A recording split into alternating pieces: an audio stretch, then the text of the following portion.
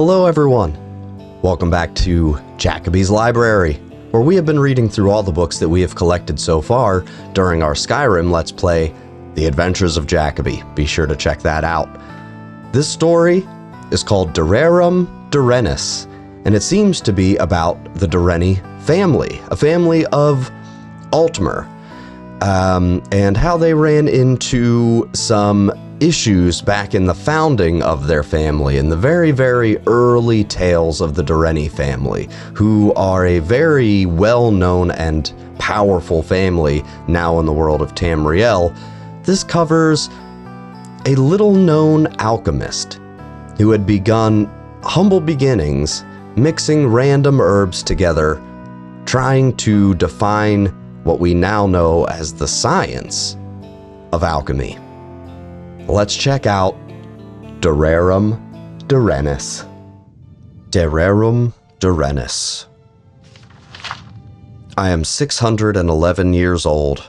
I have never had children of my own, but I have many nieces and nephews and cousins who have been raised with the tales and traditions of our ancient, illustrious, and occasionally notorious clan, the Direnni. Few families in Tamriel can boast so many famous figures wielding so much power over the fate of so many. Our warriors and kings are stuff of legend, and it is not to dismiss their honor and their achievements to say you have heard quite enough about them. I myself have never picked up a sword or written an important law, but I am part of a lesser known but still important Direnni tradition, the Way of the Wizard. My own autobiography would be of little interest to posterity, though my nephew, nieces, and cousins indulge me to tell wild tales of life in the chaotic Second Era of Tamriel. But I have a few ancestors whose stories should be told. They may have changed history as we know it as dramatically as my better-known relatives, but their names are in danger of being forgotten. Most recently, Lysandus, the king of Daggerfall, was able to conquer his ancient enemies of Sentinel, in part thanks to his court sorceress, Medora Direnni. Her grandfather, Javron Direnni, was imperial battle mage to the court of the Dunmer Empress of Tamriel, Kataraya, assisting her in creating peace in a time of turmoil. His great-great-grandfather, Peladil Direnni, had a similar role with the first Potentate, and encouraged the Guild Act, without which we would not have all the professional organizations we have today. His ancestors, many times back, was the witch Raven Direnni, who with her better-known cousins Aiden and Ryain brought an end to the tyranny of the latter Alessian Empire. Before the Sigics of Artaeum, it is said, she created the art of enchantment, learning how to bind a soul into a gem and use that to ensorcel all manners of weaponry. But it is the story of an ancestor even more ancient, more distant than Raven I wish to tell. Asliel Direnni harkens back to the humble beginnings of our clan in the tiny farming village of Tarragel, on the banks of the river Calmus, which was then called the Diren, hence the family name. Like all on Somerset Isle in those days, he was a simple planter of the fields. But while others only grew enough to sustain their immediate kin, even distant cousins of the Dirennis worked together.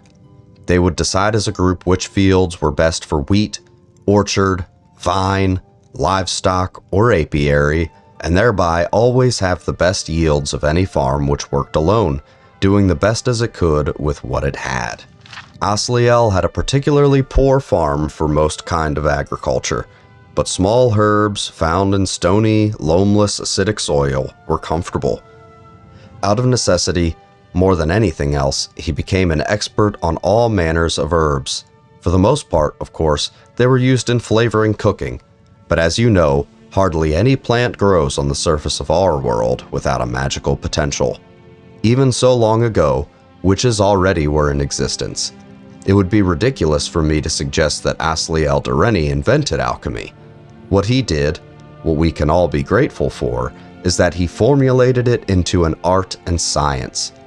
There were no witches' covens in Tarragel, and, of course, there would be no mages' guild yet for thousands of years. So people would come to him for cures.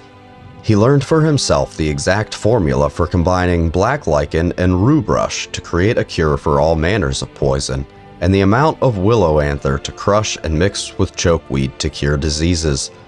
There were few much greater threats to Tiragel in those peaceful days than disease or accidental poisonings. Yes, there were some dark forces in the wilderness, trolls, chimera, the occasional malevolent fairy folk and will-o'-the-wisp, but even the youngest, most foolish Altmer knew how to avoid them. There were, however, a few unusual threats which Asliel had a hand in defeating. One of the tales told of him that I believe to be true is how he was brought a young niece who had been suffering from an unknown disease. Despite his ministrations, she grew weaker and weaker every morning. Finally, he gave her a bitter-tasting drink, and the next morning, ashes were found all around her bed. A vampire had been feeding on the poor girl, but Asliel's potion had turned her very blood into poison without harming her in the least. If only this formula had not been lost in the mists of history. This would have been enough to make him a minor but significant figure in the annals of early Somerset, but at that point in history, a barbarian tribe called the Lochvar had found their way down the Diren River and recognized Tiragel as a rich target for raids. The Direnni, not being warriors yet but simple farmers, were helpless and could only flee and watch the Lochvar take the best of their crops, raid after raid. Asliel, however, had been experimenting with the vampire dust and brought his cousins to him with a plan. The next time the Lochvar were sighted on the Diren, the word went out and all the most able-bodied came to Asliel's laboratory. When the barbarians arrived in Tiragel, they found the farms deserted and assumed that all had fled as usual. As they set about stealing the bounty, they suddenly found themselves under attack by invisible forces. Believing the Direnni farms to be haunted, they ran away very quickly. They attempted a few more raids, for their greed would always eventually overpower their fear, and each time they were set upon by attackers who they could not see. As barbaric as they were not stupid, and they changed their mind about the source of their defeat. It could not be that the farms were haunted, but the crops were still being tended and harvested, and the animals seemed to show no fear. The Lochvar decided to send a scout to the farm to see if he could spy their secrets. The scout sent word back to the Lochvar that the Direnni farms were populated with flesh and blood, entirely visible Altmer. He continued to watch as his barbarian cohorts moved down the river, and he saw the elderly and the children flee for the hills, with the able-bodied farmers and their wives went to Asliel's laboratory. He saw them go in. He saw no one come out. As usual, the Lochvar were repelled by invisible forces, but their scout soon told them what he saw happening in the laboratory. The next night, 2 of the Lochvar approached Asliel's farm very stealthily, and managed to kidnap him without alerting the rest of the Direnni. The Lochvar chieftain, knowing that the farmers could no longer count on the alchemist to make them invisible, considered an immediate attack on the farms. But he was a vengeful sort, and felt he had been humiliated by these simple farmers. A crafty plan emerged in his mind. What if the Direnni, who always saw his barbarian tribe coming, for once did not? Imagine the slaughter if no one even had a chance to flee. The scout had told the chieftain that Asliel had used the dust of a vampire to make the farmers invisible, but he was not sure what the other ingredient had been. He described an incandescent powder that Asliel had mixed into the dust. Asliel, of course, refused to help the Lochvar, but they were experts in torture as well as pillage, and he knew he would have to talk or die. Finally, after hours of torture, he agreed to tell them what the incandescent powder was.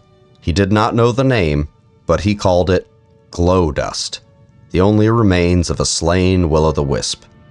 He told them they would need a lot of it if they wanted to turn the whole tribe invisible for the raid. The Lochvar grumbled that not only did they have to find and kill a vampire to obtain his dust, but find and kill several will-o'-the-wisps to get theirs. In a few days' time, they came back with the ingredients the alchemist asked for. The chieftain, not being a complete idiot, made Asliel taste the potion first. He did as he was told and turned invisible, demonstrating that it did truly work. The chieftain put him to work creating more. No one apparently noticed that, while he did, he was nibbling on black lichen and rue brush. The Lokvar took the potion as he doled it out, and soon, but not too soon that they didn't suffer, they were all dead. The scout who had seen Asliel mixing the invisibility potion had apparently mistook the glow of the candlelight in the laboratory for an incandescence which the second ingredient of the invisibility potion did not possess. The second ingredient was actually dull, simple redwort, one of the most common herbs in Tamriel. When they had insisted during torture that Asliel tell them what the incandescent powder was, Asliel remembered that he had once experimentally mixed glow dust and vampire dust together once and created a powerful poison. It was simple enough to steal a little redwort from the barbarians' camp, mix that with the vampire and glow dust mixture, and create a potion that was in fact an invisibility poison. After curing himself, he gave the poison to the barbarians. The Lokvar, being dead, never again raided the Direnni farms, and having no other enemies, they were able to grow more and more prosperous and powerful. Generations later, they left Somerset and began their historic adventures on the Tamriel mainland. Asliel Direnni, because of his excellence as an alchemist, was invited to the Artaeum and became a Psijic. It is not known how many more of the common formulas we know today were invented by him there, but I have no doubt the science and art of alchemy as we know it today would not exist without him. But that is all in the distant past. Asliel's innovations, like my modest ones, like the achievements of the Dirennis throughout history, are but a stepping stone to the wonders which will come in the future. I wish I could be there to witness them, but if I can only share some of the past with the children of Direnni and the children of Tamriel, then I will consider my life well spent.